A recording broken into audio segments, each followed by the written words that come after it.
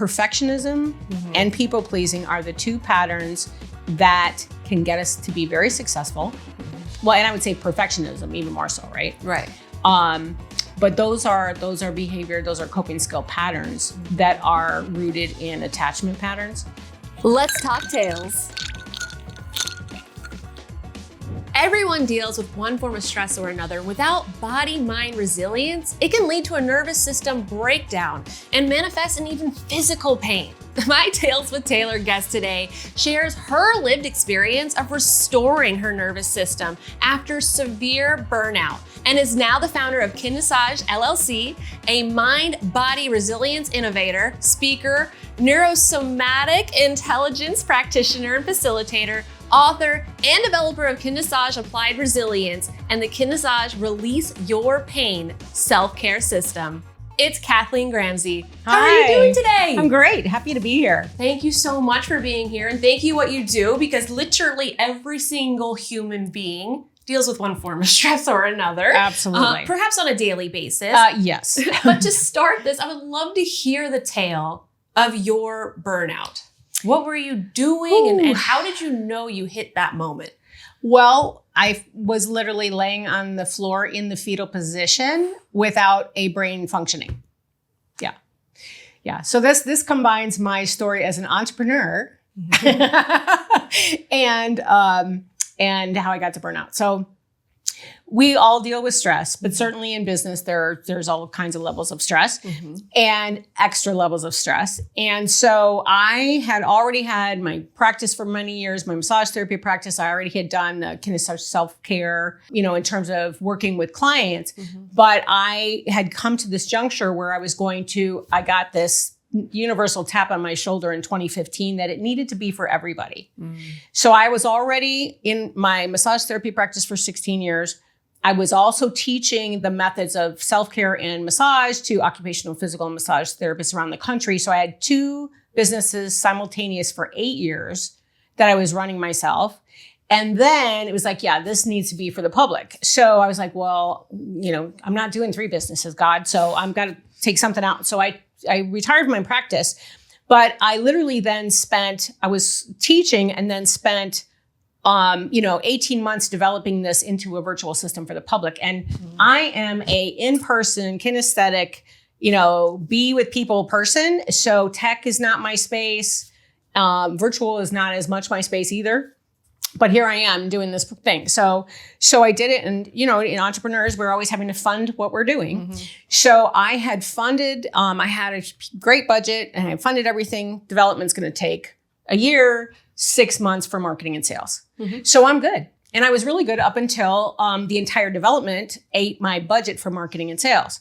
So now I was scrambling. So I wrote my book. So Kinessage, this self-care system, is a book that I wrote called Release Your Pain, Expand Your Life. So it tells you the story of me releasing my own chronic muscular pain, and then the stories of my clients who then did it, for them, that it worked for them. So I literally, 1 week after I launched it, so I had to get obviously funding to make up for the marketing and sales, because those are not my skill sets. Absolutely not my skill set. So I feel like, okay, I got it. I'm good. And so okay, I'm good. And literally a week after I launched it, I got a call that said, we're not funding it. And I was just like, what the hell? And that was one too many things for my nervous system to handle. And truly, when I tell you, I literally collapsed on the floor in the fetal position. And for 2 weeks, all I did was either cry or stare at the wall with just blank. And so no partners. I was single at the time. So nobody's saving me here. But I'm sure there's many audiences that can relate. Exactly. The number of solopreneurs. Yes. So listen. So anyway, on the floor for 2 weeks. Yeah. So, but it was, honestly, it was a very scary experience to literally, I'm trying to, 100%. I got to get myself off the floor, and in my brain, nothing was cooperating with me. My body and my mind were not cooperating. And I just had one thought that literally came to my mind, and it was clear as a bell, and it was go back to the nervous system. And I remembered a technique I learned as a massage therapist years earlier. And so I did this technique, which basically shifted my nervous system back to the frontal lobe where you can think. And I got myself off the floor and I'm like, okay, now how do I solve this? And so I did, just like you do what you got to do and then, got back up and got back together.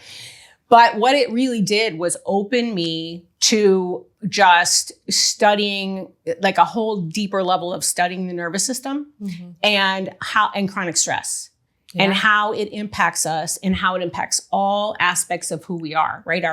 It's all one health. You can't separate mental from emotional, from physical, from behavioral, because it's all wired together, right? So that's why when we're doing really well, all the parts are usually doing well. And if, one thing's not going, the other things can reverse, and pretty soon, right? It's inertia either way. Yeah.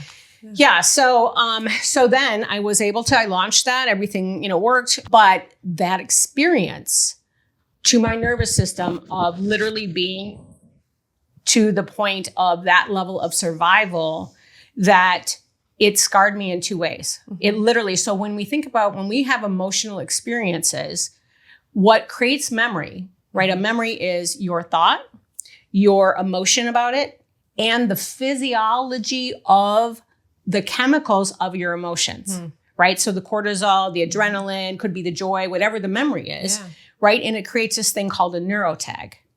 So that neurotag is all of those pieces. So that's why when something happens to us, we have a significant situation. Maybe it's a beautiful situation. It's your wedding and you had gardenias in your bouquet. And every time you smell a gardenia, it takes you right to the wedding, right? Right. Well, that works in reverse as well. So because the two things that were involved were financial and marketing, what happened was my nervous system said, note to self, we are not going to get anywhere near those two things. We're not doing those anymore. So it compounded my challenge in marketing, because literally what I would find is every time I go to do my marketing, I would be cleaning out my inbox. I would be doing everything off on my list. I would be cleaning something else. Subconsciously, you were constantly avoiding it, huh? Unconscious, exactly. And it would make me so mad, because I'm like, hello, you're an entrepreneur. You're going to market. Come on, get busy. Come on, suck it up, right? And I literally, I have great mindset. I am extremely disciplined, and I could not mindset or discipline myself out of avoiding it. And it made me so crazy. And I literally would have this experience I have a really good web guy. And so it was kind of like, it wasn't funny, but it was funny. Every time I'd say, Peter, we want to sit down and I want to do email marketing campaigns. And he'd say, okay. And we would get on the call and I'd say, okay, so this is what I want to do. And it was, usually when, okay, we're changing our platform. So now we got to switch everything over, do all this stuff. So I'd say, can it do this? And he'd say no. And in my mind, it's tech. This is your wheelhouse. It's not mine. But if you tell me we're going to get a new system, like that should work, right? Right. Well, that isn't how really tech works, right? Tech works like these parts are great in this one, but it doesn't do that. All this one over here. Got to use all the different tools, right? And communicate together. Yep. Right. So anyway, what would happen for me is I always would get frustrated and I would shut down. Like my brain would literally stop listening or just get irritated. And I just couldn't absorb what was happening, right? Like the information, even though I was present, but my nervous system was just like, yeah, no, we're out. So when I continued to do more nervous system work, and then when I got certified in the Neurosomatics intelligence, it's really more applied neurology, but it is trauma-based. So it really looks at these protective aspects of all of our habits. They're all protective. They're all intentionally protective. It really is intelligence. Yeah. Our nervous system made a decision based on whether it was our developmental trauma or an experiential trauma like this, that if that's not safe, we're not doing it. And I'm going to shut you down in some way.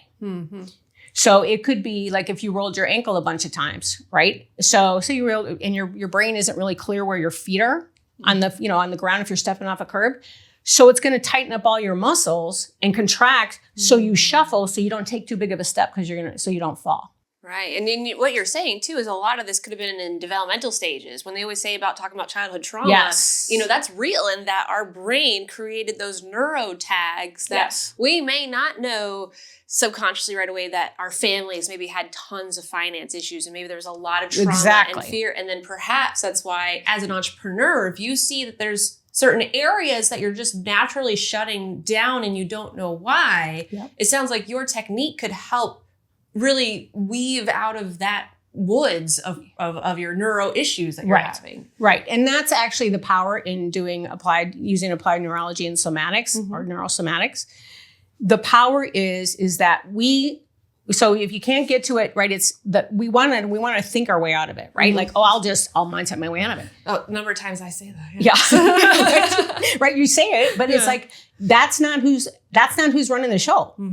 When you're in a neurotag, you are in survival brain, and that is, we're gonna shut you down in some way or form or fashion to keep you safe. So you can't get to it cognitively. And the emotion is the emotion that went with the issue. So that's not gonna get you there. Right? But what is so extraordinary about this body-mind vehicle that we have been blessed to live inside of is that we can use movement. And it's very specific movement that you're working with, because we have the nervous system in the brain takes everything in through our senses, right? So our vision, our balance, right? It's called your vestibular system, our balance, your sensory awareness, when you're in a sense of touch. Proprioception is where you are in space. Like, I can feel I'm sitting in this seat. Like, if I close my eyes, I can touch my nose and still know where it is, right? So, and then interoception is your inner signals, reading your inner signals. So I'm hungry, I'm thirsty, I'm hot, the temperature, my heart's racing.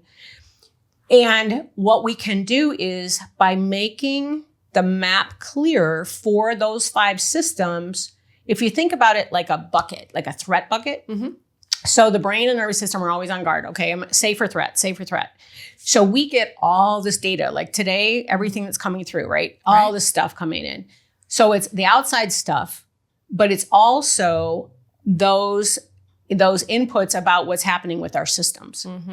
So if you're so visually fatigued because you all day are sitting down and walking at a screen, right? And 70% of your information comes through your eyes, and they're fatigued, the brain is going to say, we got a problem here, Houston, right? So I need to shut you down because there is threat happening here. So here you go. Here, have a migraine. Okay. Close your eyes. Go in a dark room. Exactly. Yeah. But we can do that without having to get to that point, right? So basically, the whole idea of it is it's these little breaks throughout your days in moments. I mean, like the pauses of your day you don't even know you have. Like when you're waiting for your coffee or a tea to brew. Or when you're sitting in traffic. Or when you are 5 minutes waiting for somebody to come on Zoom. So it's not that you have to do, 4 hours worth of this every day. It's not like going to the gym, I got to work it all out. We're actually better, and it's more effective for our function if you did 5 minute breaks to your day of movement and just walked around and did stuff, being on your phone and walking or having a walking meeting instead, you would get more natural stress reduction than if you're like, okay, I'm going to go and pound it out for an hour and a half at the gym. Interesting. Yeah, it's not saying don't do that, of course. But you want to have those stimulant breaks, it almost sounds like, and movement breaks. They say that, being sedentary is like smoking now, in terms of how, detrimental it is to your health. Yeah. Yeah. And it's people like, can that really be true? But it is, because we're designed to move. Yeah. So that includes all of our systems. So you can do these little drills for your eyes. You can do them for your balance. You can do them for sensory or motor. And who is this for exactly? Because to me, as I'm hearing you talk, I'm almost thinking of our children having to adapt these habits more, because when you think about, my age of growing up versus my children, like there's just so much more information getting thrown at them without even trying now. Exactly. Oh, it's constant. I just wonder, just with that, overstimulants. Yeah. what would be a good age to really start introducing some of the, the ideas of this and the philosophy around this? Well, so we get programmed. We literally get imprinted from 0 to 7. And 0 to 3.5, we are totally dependent on our caregiver, our moms or whoever is our caregiver, to stay attached to that person neurologically, right? They are our survival. So this is why we will basically give everything else up to keep that relationship.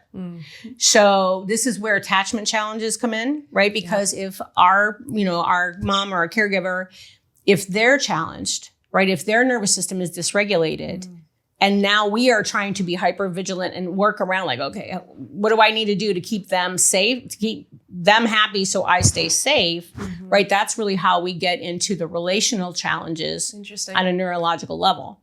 So teaching children, there's a woman, she's a Montessori school teacher in Oregon.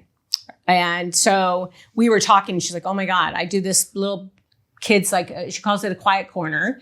And we do these things. So she said, can you give me some? So I gave her some skills.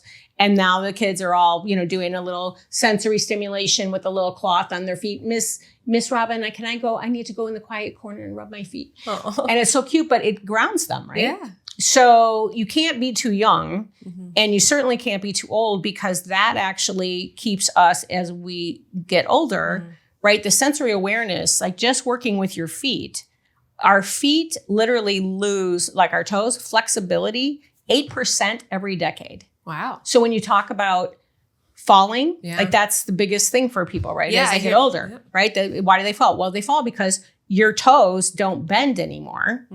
So you have much more opportunity to catch an edge of something. Plus this other thing, which is if you've had the stress and your body is more rigid, right?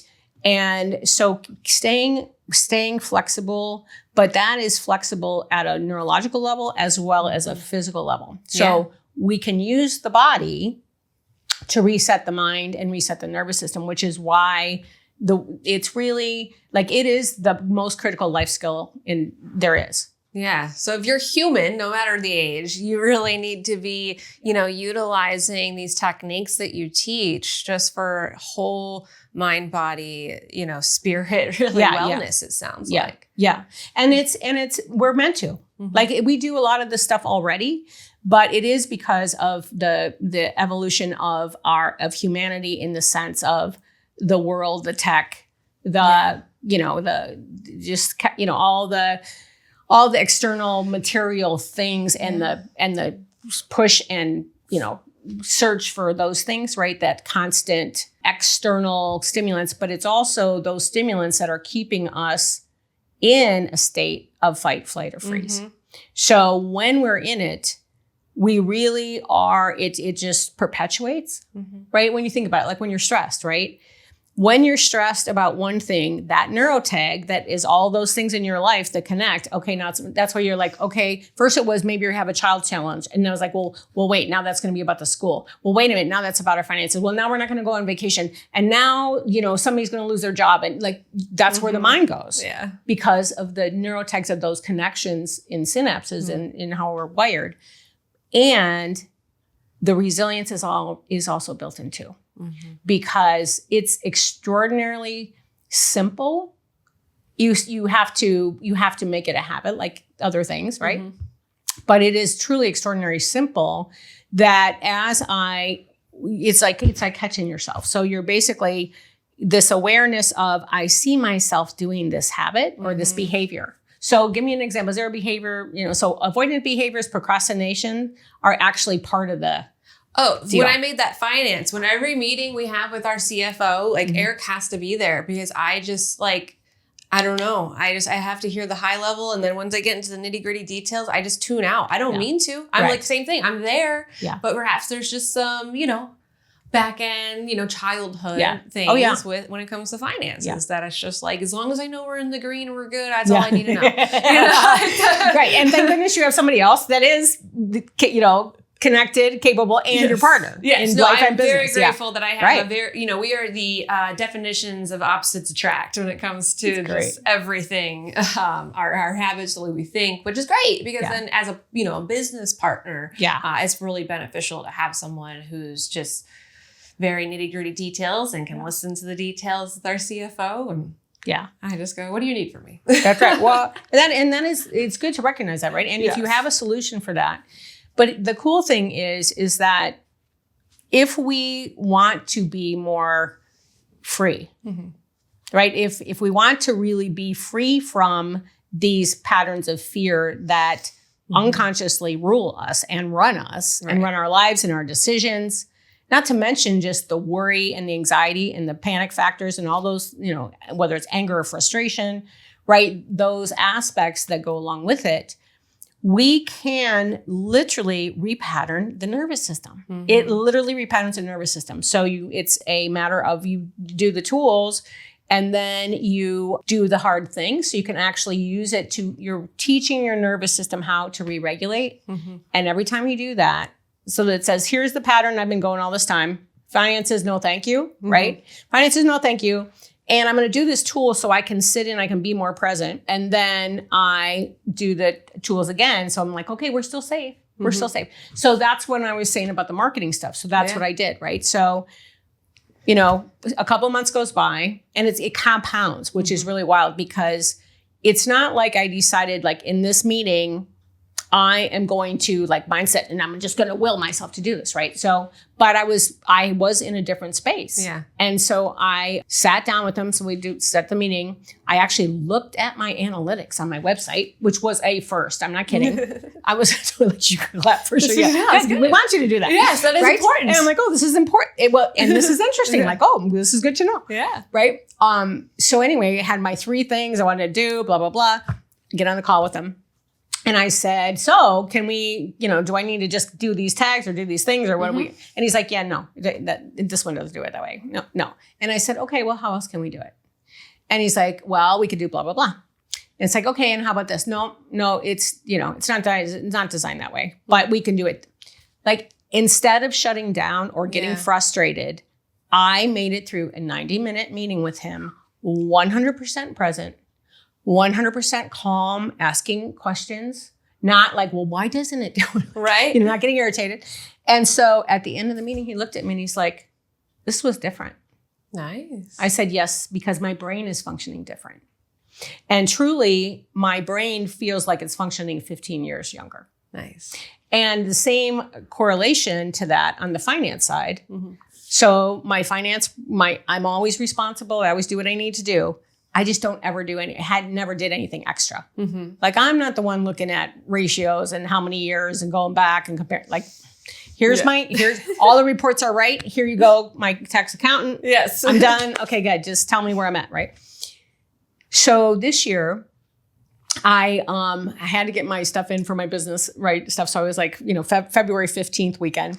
Yep. And I'm like, okay, by 10 o'clock Sunday night, I'm like, okay, this is what I'm doing for my weekend. But I did it differently because I went out first for Saturday and I went out and I thought, okay, I'm going to have it be different.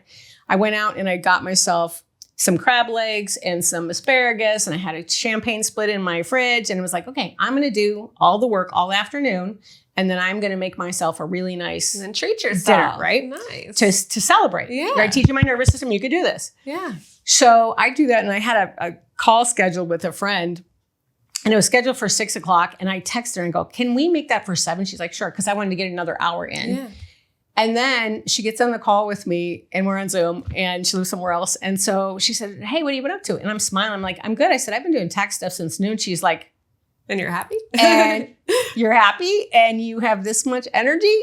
I'm like, I know, it's crazy. And she said, this is like, who are you and what do you have done with my friend? Yeah. And I said, honestly, my brain is functioning differently. Yeah. And I was looking at ratios. I was looking at stuff. And, I worked an extra hour and then I had my spectacular dinner. And See, and that's important to treat yourself. Like that reminds me of James Clear's book, Atomic Habits. Yes. He says like, if you're really trying to implement a habit, like perhaps doing something that is a treat, you do this and then you get to have your, treat that you're looking for. You do the thing that you need to do and get used to it until it becomes just a natural habit. Right. Right. And that's and how it works in the brain is that is the dopamine, right? That's a dopamine hit. So that's why all the scrolling is because the folks that make that technology know how to keep the brain pinging for dopamine, right? That's like every notification. Turn off your notifications. Yeah. Start one. Turn off your notifications, except for what you really need to and want to receive. But all the stuff, unfollow things that that are toxic.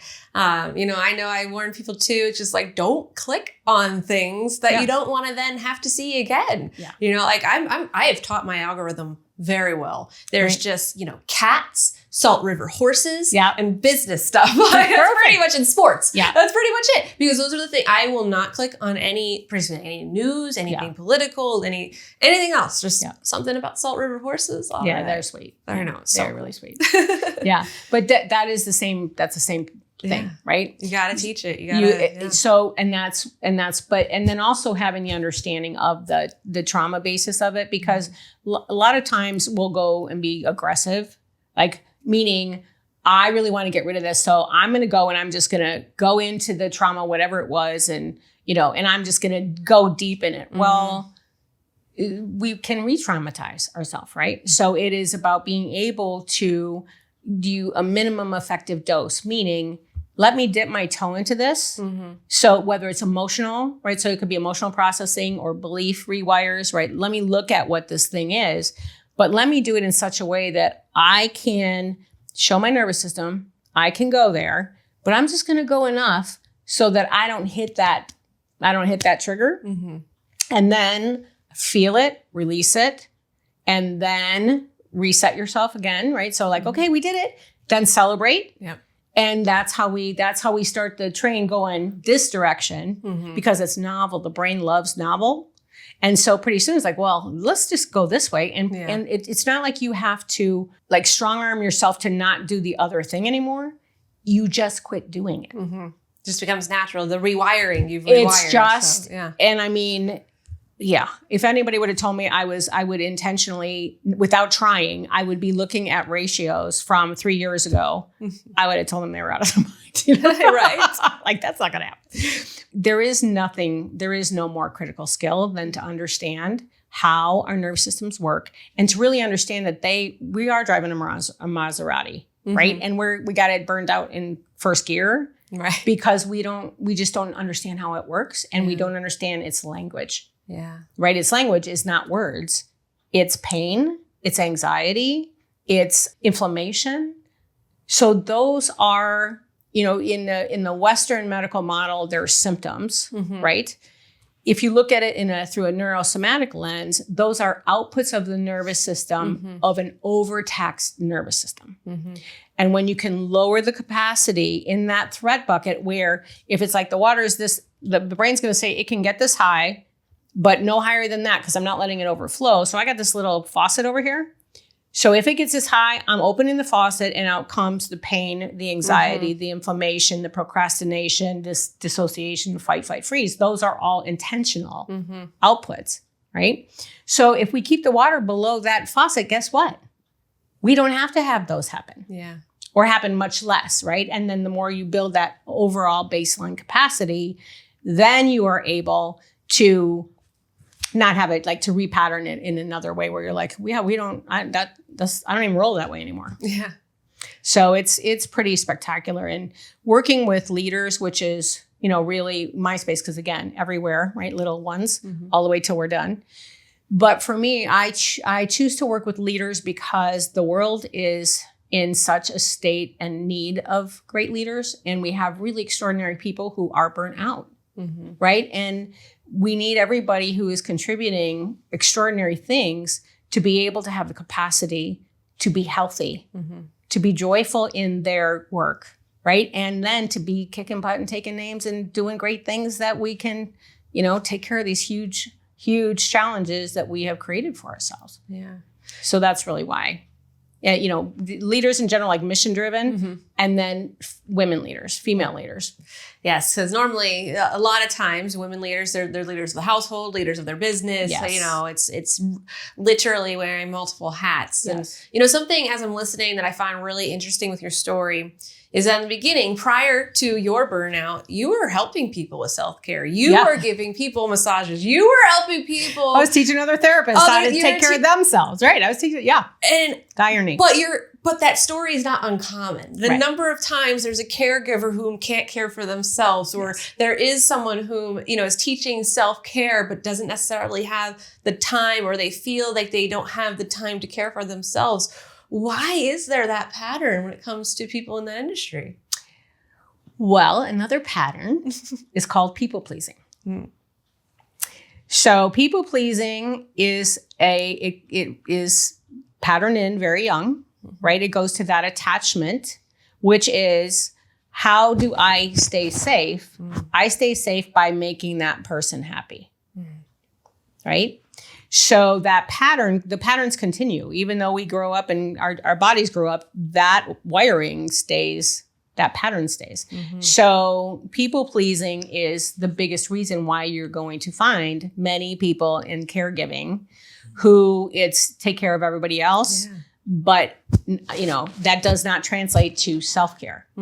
And, you know, and that's why even with self-care, it's become such a, you know, like a overused word. Like, oh, self-care means I get my nails done. Right. Or I'm allowed to have a glass of wine. Right. I'm allowed to, Right. And maybe take a bath on a Sunday. But, and, you know, and those are beautiful things. Like I was just talking to a friend of mine, and she's a business owner and very involved in lots of different things. And she's a worn out. And I said, well, what are you doing? She goes, well, I'm going to go get a mani-pedi tomorrow. And I'm like, okay, good. And she supports, she is very politically active, you know, for the good. And so I said, okay, well, on our walk, would you like a couple tools to be able, how about if we let's resource your nervous system. Right. So we did that. But so caregivers are infamous for that. And so, and that's why you'll find like mission-driven leaders, it's very true too, right? And whether they have a pattern of specifically people-pleasing, but perfectionism and people-pleasing are the two patterns that can get us to be very successful. Well, and I would say perfectionism even more so, right? But those are behavior, those are coping skill patterns that are rooted in attachment patterns. And so the perfectionism, it, you know, that will keep us driving, you know, until we drive ourselves into the ground. Oh, by the way, those two patterns, yes, I was absolutely patterned with both of them. And to be free of them, it's not to say I'm not still, you know, I don't still see them, and I don't still like, okay, let me do a little tour around that. Let me do a little leaf fryer. Oh, that, let me show you, see how you're showing up now. Right. It's just like it also creates a lack of boundaries. Right. So particularly like people pleasing. Yes. Like, you know, your schedule becomes everyone else's schedule. Yes. Have you related to that? Luckily, no. I've actually been very good at creating boundaries. I gratefully have just, one of the first times I ever heard your no's make your yeses more important, just sort of just got with me like, yeah, it makes sense. Like, I cannot physically say yes to everything. And really though, becoming a mom made it. You know, I think pre-kids, I little bit more was a people pleaser. I would do things no matter what time it was on the weekend. You know, it didn't really matter. But ever since kids, it was just like pulled an e-brake. Now it's like, what really matters. And, you know, time is a commodity we can't get back. And so it's, okay, I'm going to make sure I'm at my son's baseball games. Like, it's non-negotiable. I'm also grateful that I do remind myself too, I'm not in an industry where I'm a brain surgeon. I'm not working the ER. I'm grateful actually that I'm not truly in a life-saving situation. I do feel like we help a lot of people. What we do is awesome, but it's time budgeted. Right. There's a lot of, you know, we have a due date and, you know, being a journalism, you know, student and mindset, due date's a due date, but you then plan for that due date. Correct, So nothing ever can, you can make it so it never feels like a rush and a crunch. Right. Sometimes there's last minute requests, and we are definitely of the philosophy of find a way to say yes, find a way to find a solution. We always want to help people. Right. But at the end of the day, if I truly can't get to that video edit till tomorrow, it's not no gonna, one's it's dying. not gonna, right? So, so I am grateful with that. And that has allowed me to really put concrete boundaries, because I know if I say, give me till tomorrow, you'll still get what you need. Yeah. And then I still get my time with my kids. Yes. So, yeah. Well, that's such an important one. And so that's one of the things that is challenging, especially for women, because we have been conditioned to put everybody else first in many, many cases. Right. So, and then to your point, when you were saying women typically are doing double duty at home and at work. And that's even more true when it comes to the senior level women. And it's interesting. There's actually data that shows like senior men, how they like a couple, if they're, male and female, and they're both senior execs. So when they're younger, they do split the stuff, the responsibilities more equally. And then as it goes up, it's like, no. So between kids and aging parents, and then the humanity of work, right? That is often, not always, or not just, but often female, because, there is an aspect of this, of female brains that actually do have more that, caring for everybody, right? That, there is a difference in wiring relative to a propensity toward. Right. Well, because you got to think, it reminds me of another book, Sapiens, where it talks about like the brief history of mankind. Like our biology, the fight or flight, like it's been instilled for so long. So like the fact that a mother is just, females tend to be naturally maternal, it's because that biology has been established for so long. That, the things that are, realistically like new for us, technology, all that, it's so new to our biology that's why I think we're having the overstimulants. That's why, we're feeling like we need to take on the laundry, the dishes, the business, the caregiving, because within our biology, it's like, oh yes, we do the things. We take care of the things. Right. And so it's breaking away from those thousands of years of biology. Well, but what's so cool is you can use your nervous system to do that. So by making your maps clear of your own body, like physically clear in your brain, it actually then it's tied to, there's two areas, it's called the insula and then the ACC, the anterior cingulate cortex. And it's the two parts of our brain where we are connecting self and others. So when we do these different drills and tools, we are actually the relationship. So it's relational.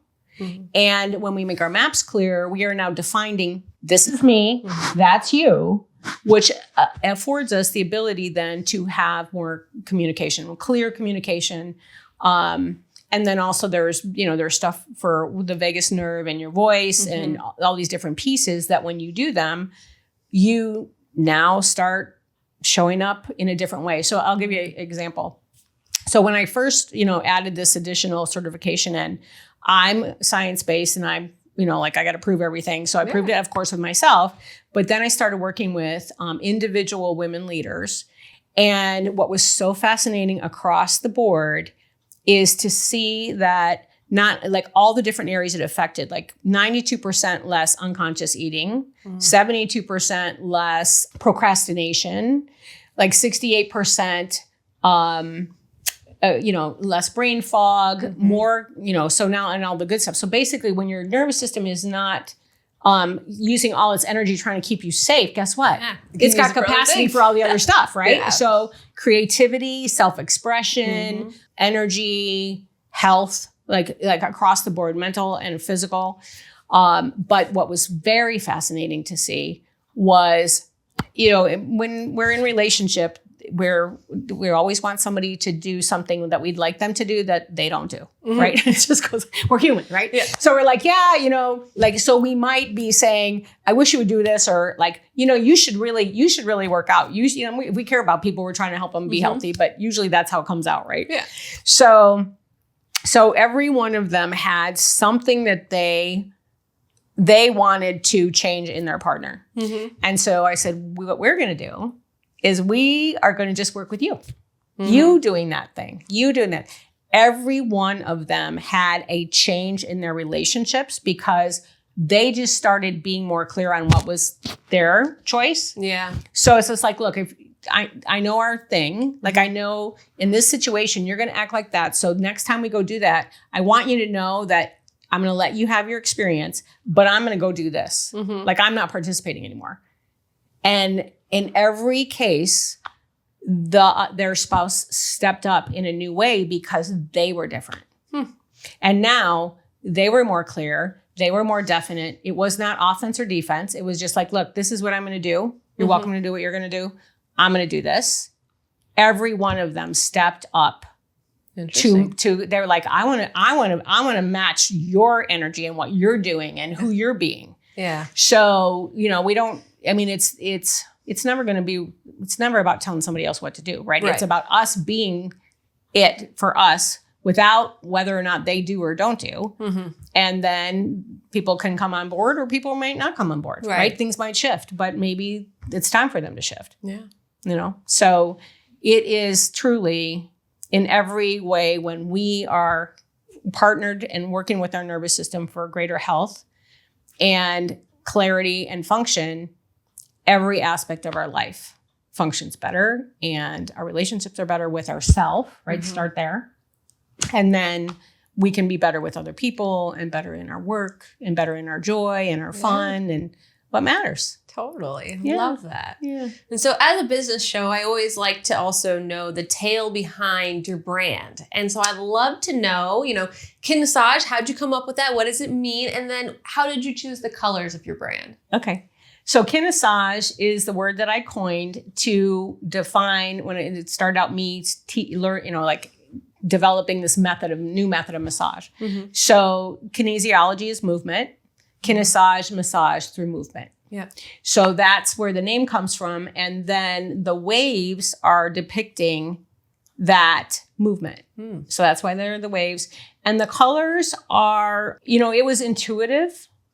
It was really intuitive for me. But, when you think of the ocean and you think of movement, so it's kind of like the life force in the gold is really the sun. Yeah. So it's basically the life force and then the wave of movement. So it's our wave and life force. Nice. I love it. Thanks. Excellent.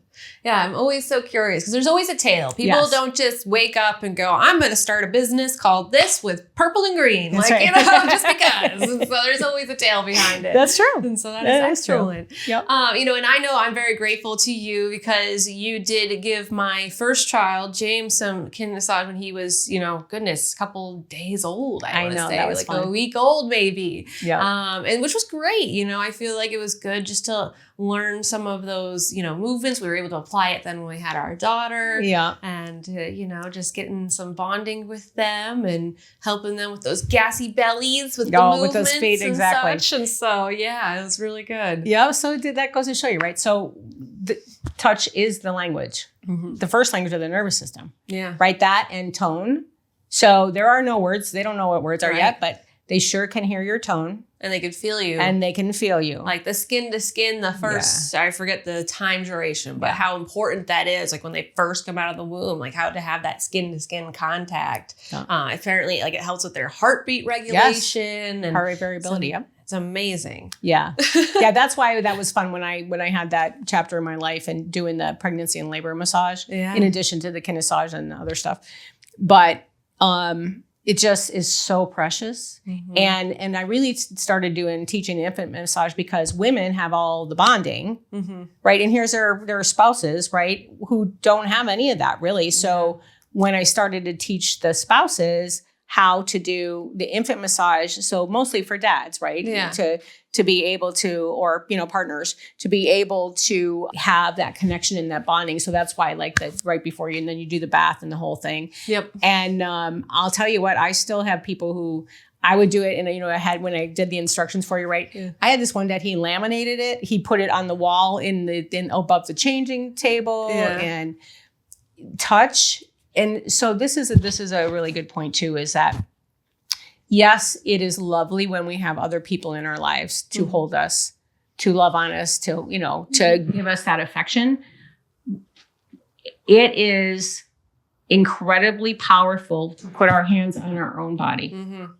In the moment, if you're having panic attack or you're having anxiety or you're just having a bad day and, you're as mad as you can possibly be, put your hands on your own heart and just hold yourself like you would hold somebody else that you care about, right? The nervous system will calm down. It's like, thank you. I need you to listen to me. Yeah. I'm doing all these things to get your attention. Yeah, it is amazing. Subconsciously, like when you're sad, you kind of start holding yourself. You just start kind of getting into your own, the fetal position. That's you're in right. your own ball of yourself. Yeah, that's interesting. And I wonder too, psychologically, as we're, talking about the story of giving my son massages, I wonder if to his day, every night before he goes to sleep, he asks to get his legs rubbed. Still? He's 7 years old now. He always asks to get his legs rubbed and his back rubbed and all the things, it seems like he'll go to sleep and then he's like, my leg.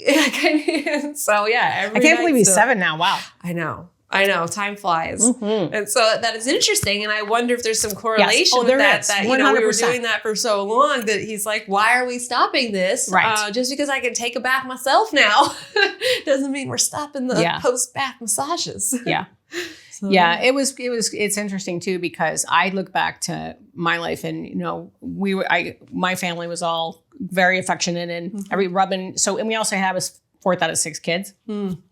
So my dad loved to have his head rubbed and everybody liked their back scratched and this whole thing. So we would literally sit in the den in a row. But my mom, that's so cute. Yeah, honest. My mom, and I didn't even know till years later that she never liked it. But I'm like, you were doing that for everybody, and you never really. She's like, yeah, I don't really like it. But I remember being 5 years old and standing up. My girlfriend's grandmother would watch like some soap opera, right, every day, and so I would stand up on the couch behind her and rub her shoulders. And then like 3rd grade, my dad would come home from work. My mom, traditional, right? She's working and my dad's working. My mom's getting dinner ready. And so, you're 3rd grade, like my legs are this far off the couch, right? And he would just put his head down while we were waiting, and I'd rub his temples. And I never even thought about that until years, decades later, I become a massage therapist. Wow. But I'm like, we have those innate things, right, that are innate to us. And if you pay it, usually like 8 or younger, you start seeing what those proclivities are that people have, like those tendencies. Yeah. But touch is one of the primary languages because it's first, right? It's the first thing that we learn through. So, we do it for our animals, right? Those animals, they love their ears rubbed the same. Yes. Which leads me to, one of my more important questions I ask. Yeah. What's your favorite animal with a tail? Little punny, right? Taylor. Well, it's so funny because I was raised with dogs, which I loved. Yes. And oh my gosh, they were great. And, I like having somebody to take care of when you have your own business and do all the other stuff is like, not so much anymore right now. Yeah. But I really have come to, over the years, really love birds. So I would have cockatiels. I had cockatiels one at a time. But they are incredibly affectionate and they are hilarious. They have a personality. And the great thing is that you can leave them for 4 days. You give them, not just seed, but like they would bok choy and other good stuff, other vegetables. And, but I could leave for 4 days, go away, go have fun, come back. Yeah, that is nice. So I'm like practical too, right? And then it was like, I don't actually need to have anything, but what I do have is my yard is set up it is absolutely nature friendly, right? So it's intentional. So I have, my plants were for hummingbirds. Nice. And then I got hummingbirds and geckos and rabbits and curve-billed threshers. So they're a little sweet bird. Oh, okay. Yeah. Cute. So in fact, I have this big yucca in my front of my yard, like a big yucca, right? So I call it the bird motel because every spring there are like 4 different kinds of birds that all come and do their, build their nests in there. And I've had hummers do it literally on the lights on the back of my patio and literally on top of the hummingbird nest. That's awesome. Yeah. So I can appreciate it without having to, possess them. Totally. Yeah. You can just appreciate their beauty, enjoy them, watch them eat and carry on and not have to worry about picking up anything. Exactly. That's a big part of it. But I'm also like I get to enjoy other people's children. I get to enjoy other people's pets. Yes. So I do like pet sit first. I'm like, we're going to like, Oh yeah, I love being like an aunt to a dog. Exactly. Yeah, I don't want to have to pick up its poo or do a bath. I did that as a kid. as a kid. Yeah. Yeah, that is awesome. Yeah. So as we're coming to a close, there's definitely so many tools and techniques that, as we've heard, no matter what your age is or what your profession is, that you need. Because if you're a human being, you have a nervous system and you need to be able to, have it work for you the right way, in a nice systematic way. So how is it, we'll put links, of course, in your show notes, but how should people stay connected with you? What would be, the best way to get a hold of some of these tools and techniques? So the best way is my website is my name, KathleenGramzay.com, and you'll have that in there. Yep. And then on LinkedIn, I'm fairly active on LinkedIn. Yeah. And those are probably the best two ways. But basically, if you go on my website and you want to do a discovery call, because I do work, like I said, with leaders and leader teams primarily. But then what I am doing is I'm doing cohorts as well, women cohorts. So, which are so cool because then you have the benefit of the private container, but the collective learning. So I do have a couple coming up, and I'm doing one for professional women and then another peer group of executive women. Okay. So I'm starting those August 19th and 20th. So there'll be a 6 weeks to get everybody ready for literally like fourth quarter comes and everybody's their hair on fire and they're depleted already. And then they try to make it through the holidays. So this is intentional to do in that 6 week period of time. So by October 1, everybody's resourced, got all the tools, and then really can do all the amazing things they want to do, quarter-wise as in business, but also to really be able to enjoy your family in the holidays, right? Because when we're depleting ourselves, right? When we're in that survival brain, our immune system functions is boosting and functioning and restoring when we're in the frontal lobe, when we're in that restorative side. So the more we're living in emergency mode, the nervous system never gets a chance because it's busy taking care of the threats. There is no energy to go work on restoration. Right. So if I would say anything to all of you, I would say now is the time between now, before October, to really do some work for yourself. If I can help you, I'm happy to do that. Happy to talk more about it. But that is the biggest reason why people end up sick at the holidays is because the stress is so high with all the additional, I got all the Q4 quota and stuff happening. But then you have to plan Q1 already. Exactly. Right. Planning Q1. And then let's talk about the family challenges and the stress and the holidays and the, all the financial, additional financial, challenges or add-ons for just the pressures, spending, the societal pressures that we have. Correct. Correct. Especially as parents. Correct. So, yes. Yeah.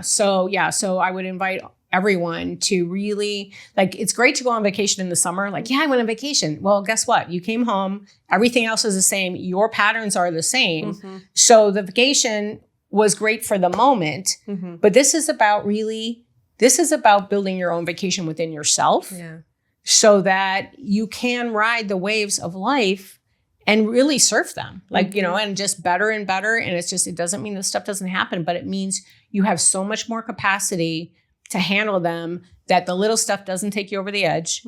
And you truly have the capacity and the presence to be able to handle the big stuff when it does come. Yeah. So, and this show is going to be evergreen. So if someone found this episode and was like, oh gosh, it's already September, it's October, am I screwed? Is there a newsletter that we could stay up to date on upcoming cohorts? Yes. Yeah, they can. So if they just come onto my website or just contact me, there'll be more. There's definitely more coming along with that evergreen and continuous support. Alone, don't worry. No, you won't. You won't. Awesome. Well, Kathleen, thank you so much. Thank you for the gifts you've given my family and just teaching us about Kinessage. Thank you so much for just being a wonderful spirit and wonderful person to be around. Thank you. Thank you for sharing all the information, with our audience. So, in tune with yourself and your nervous system. And if you notice that you're getting those migraines, that you're having those leg cramps, those backaches, that's not normal. And so talk to Kathleen, get those tools and techniques that you can easily implement. You know, you were saying 5 minutes at a time throughout the day. It's true. It's so simple. There's really no excuse, it sounds like. I would say if there's an excuse, it's that we don't know that it could be this simple. And if we're willing to get to know our nervous system and partner with it, the freedom that's available to you is unbelievable in terms of the long-term health and all of those other impacted things that keep, you know, like, oh, I have to take a medication for one thing. Well, it has a side effect, and now I have to take a medication for another thing and another thing and another thing. So it doesn't mean that, you know, certain medications aren't smart to do when you need them, but that as a practice of, that's just, you know, sickness maintenance, right? It is not about health, and it's definitely not about vitality. Or we can actually get healthier. Yes. We really can. Your brain can function better as you get older. All the whole thing, like, I'm this age. No. Just got to do different tools, different techniques. Yeah. That's why you need to know someone like Kathleen. Sharpen the maps. Sharpen the maps. Yeah, it's worth it. Excellent. Yeah. Thank you so much. My pleasure. So much fun. So much fun. And Thank you. Until next time, go ahead, take a look at another episode, but at the very least, get in tune with yourself and go on a walk, right? We should always go on a walk. 5 minutes. Just try this for yourself. If you do nothing else, 5 times a day, 5 minutes. Move in some warm. If you do that, you'll already start in a good space. Really, that's the one you could do. That is evergreen. All right. Let's get to moving. Thank you for watching Tales with Taylor. Please make sure you like and subscribe to the Financial Potion YouTube channel to never miss an episode.